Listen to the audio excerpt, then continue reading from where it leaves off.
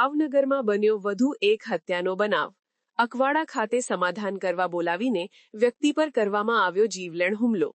ભાવનગર શહેરના ઘુંગા રોડ ગૌશાળા પાસે રહેતા નિતેશભાઈ રમેશભાઈ ચુડાસમાના કાકાની દીકરીને અલ્પેશ સોલંકી નામનો વ્યક્તિ મેસેજ કરતો હોવાથી તેના મોટા ભાઈએ ઘરે સમાધાન માટે બોલાવેલ હતો। તે સમયે નિતેશભાઈ સાથે તેમના મિત્ર દિનેશભાઈ હરભીમભાઈ ચૌહાણ પણ ગયા હતા।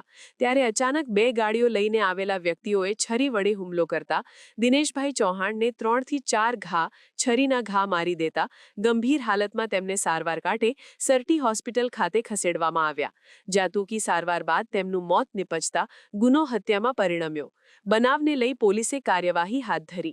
પોલીસ સ્ટેશનના જે અકવાડા વિસ્તાર જે આવેલ છે ત્યાં નાથિયા તળાવ જત વિસ્તારનો ગઈકાલે રાતે મારામારીનો બનાવ બનેલ, જેમાં આ કામના જે ફરિયાદી દિલીપ ડાભી દ્વારા ફરિયાદ દાખલ કરવામાં આવેલા છે કે તેઓના મામાના જે ભાગીદાર જે છે તેના સંબંધીની દીકરી સાથે આ કામનો જે આરોપી જે છે અલ્પેશ સોલંકી એ વોટ્સઅપથી અને ટેલિફોનથી વાતચીત કરતો હોય, પરિવારને આ વાત ગમતી ન હોય, આ કામના ફરિયાદી તેના મામા અને 3 બીજા સાહેદો અકવાડા ખાતે જઈ અને જે સામેવાળા જે આરોપીઓ જે છે તેને સમજાવવા માટે ગયેલા અને ઠપકો આપતા હતા। દરમિયાન તેઓની વચ્ચે બોલાચાલી થયેલ, જેમાં આ કામે જે અલ્પેશ જે છે તેના દ્વારા તથા તેના ભાઈ જે રાહુલ એને છરીના ઘા જે છે આ કામના ભોગ બનનાર દિનેશભાઈના શરીરે આડેધડ માર્યા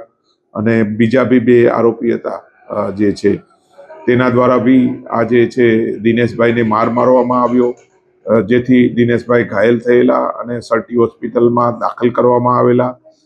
પોલીસ દ્વારા તેની ફરિયાદ લેવામાં આવેલી અને આજે વહેલી સવારે તેઓનું મૃત્યુ થતાં આ જે બનાવ જે છે હત્યામાં પરિણમ્યો, જેના કામે પીઆઈ શ્રી કુરેશી દ્વારા હત્યાની કલમનો ઉમેરો કરવામાં આવનાર છે અને ગઈ રાતે પીએસઆઈ શ્રી મોરડિયા અને પીઆઈ શ્રી કુરેશી દ્વારા કોમ્બિંગ કરી આ કામના જે 4 આરોપીઓ જે છે રાહુલ, અલ્પેશ અને સુરેશ અને એક બીજા તેને હસ્તગત કરી લીધેલા છે અને પીઆઈ શ્રી કુરેશી નાઓ તપાસ ચલાવી રહ્યા છે।